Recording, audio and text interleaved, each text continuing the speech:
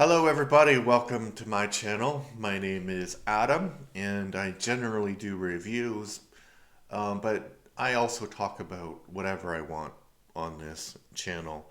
And right now, I want to talk about Antifa, because recently Antifa has been classified as a terrorist organization by the Trump administration. And of course, you have people who are paying attention to this saying, like, that's ridiculous. Antifa is not an organization. It's like, it's just people who are anti fascist. And that's, it's not a problem to be anti fascist. You should be anti fascist because, America was anti fascist in the Second World War. Um, but I wanted to talk about that in in a bit greater detail, or maybe give you my opinion about it, because I think that that kind of reaction is completely what, maybe not Trump, because I don't think Trump necessarily cares about this particular topic, even though it's one of his talking points. I think the people behind Trump are perfectly aware that there is no such organization, um, like Antifa. There are Antifa terrorists. There are a few. So I don't want to say that no members of Antifa have ever committed violence, because they have. But that fa in Antifa, that has also done a whole bunch of violence that we're quite aware of, and you know, there are more and more fascist organizations that are clearly fascist, and Nazi and inspired by all of that death cult. All of them are in existence as well.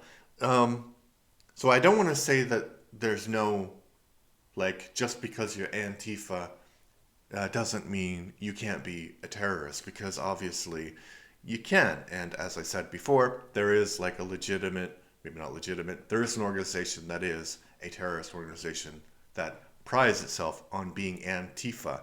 It's not called Antifa, though, and I don't remember the name of that, but it's not called Antifa. So if the people behind the Trump administration know that Antifa doesn't actually exist in the way that they're claiming it exists, why are they promoting this narrative? Like, one of them said, yes, we arrested the wife of the founder of Antifa, which is ridiculous because there is no uh, founder of Antifa. People are just anti fascist. Like, you can have anti communist, anti Christian, anti Islam. So saying that Antifa is a terrorist organization is like saying Islamic fundamentalism is a terrorist organization. There are no, there are many Islamic terrorist organizations, right? Like ISIS and Al Qaeda, and I don't know, I could keep on naming them. And they do have like a terrorist structure, they have organizations, they have goals, they have principles, whatever, you know, whatever things that they're aiming for. So you can say that ISIS is a terrorist organization that is inspired by Islamic fundamentalism, and you can say Adam Wapfin, or whatever that group was called, they are a terrorist organization inspired by fascism and Nazism. But you can't say fascism is a terrorist organization, or you can't say Islamic jihadism is a terrorist organization. And thus, you can't say Antifa is a terrorist organization. So the question is, why? Why are they doing that? Why are they saying that Antifa is a terrorist organization?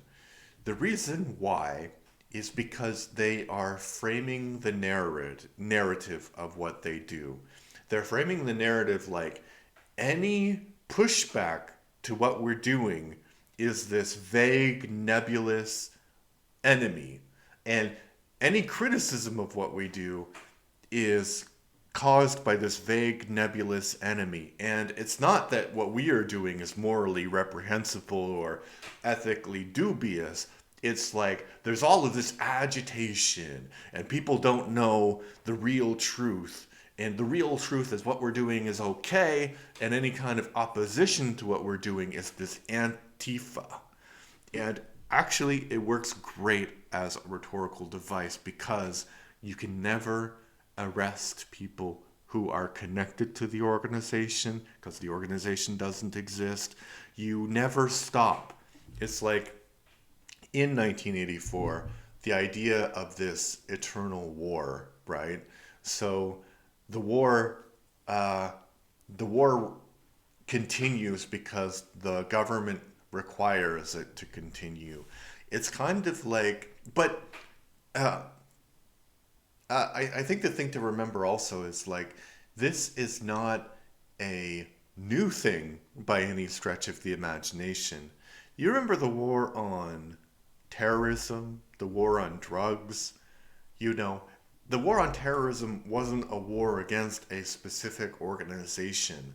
It was like very vague enough so that you could motivate people by them being afraid, right? So Antifa is becoming this thing for the American right, like it's, you know, but there was actually terrorist organizations behind the war on terror, right? You could say Al Qaeda, ISIS, whatever. There are terrorist organizations, right? But Antifa, this doesn't actually exist.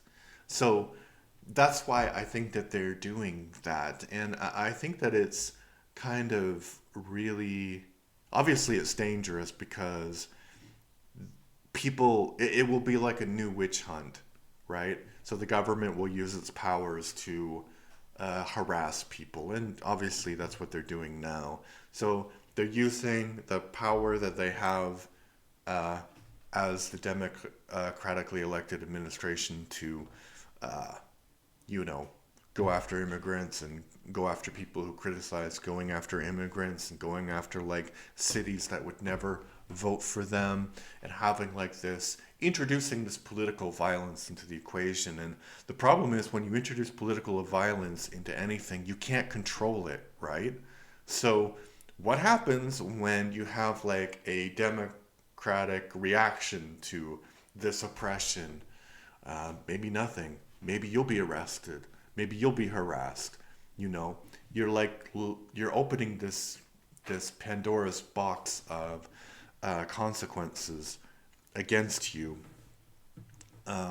Yeah, and so I also want to talk about one thing that I learned, which is I watched this video recently of organizations which are calling for the collapse of civilization. And there are a lot of them, surprisingly, and 80% of them are nihilist and they are inspired by fascism or Nazism or the occult or whatever. That's like 80% of them. And then there's some other percentage which are eco-fascist or whatever. They're mostly connected to fascism, but there are others who want to have sort of like a technocratic government, these city states which are controlled by AI or controlled by the elite. And the people who promote this always think that they're going to be the elite, right? But that never happens. Usually it's somebody else. So basically, it's a sort of modern Bolshevism because the Bolsheviks also believed that they were the elite, right? And they started they didn't start, but they launched a coup within the Russian Revolution to take control of Russia. So what I am and I also have been, I'm a bit rambling, sorry, but I've also been watching some videos about the history of Christianity and Christian groups. And what is so sickening about these movements is that a lot of them have hijacked the American right. And the American right is this weird amalgamation of, uh, like traditional Christianity and ethno-nationalism. And the ethno-nationalists and the big corporate capitalists who believe in this collapse of civilization, it's not everybody, right? But what I'm saying is, it's dangerous because there are people who believe that, right? Peter Thiel, as much as he talks about the Antichrist, is one of those people who believes in that vision that society should collapse. There should be these technocratic city states run by AI. Um, the thing that is so sickening to me is it's so anti-Christian, right? So you have American Christians who genuinely believe that Donald Trump is a good Christian man. That's another question entirely, but let's leave that aside. But he supports Christianity, whatever. These people in that broad alliance, some of them don't support Christianity. Some of them are really anti-Christian groups which have infiltrated the American right for their own nefarious purposes. And so you have, like, Uncle Bob, Uncle Doreen, or whatever. I mean, if you grew up in North America, you have people who are conservative. You have family members, friends who are conservative because they go to church, right? And genuinely they're good people. Maybe they don't have entirely progressive views on gay people, or maybe they do, whatever. But they believe in the teachings of their church, right? They believe in the fundamentals of Christianity. And the fundamentals of Christianity do not include setting up a fascist ethnic state, right? That's not Christianity. If you start doing that, you're doing other things, right? And Peter Thiel, he chose J.D. Vance, right? J.D. Vance doesn't believe anything. He wants power. But the people behind J.D. Vance are the people who believe in these crazy, ridiculous, absurd things.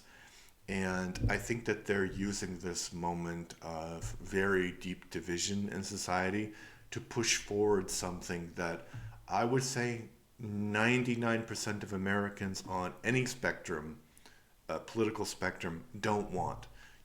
Christians don't want to live in a society where their black neighbors are put in cages and, are work as slaves.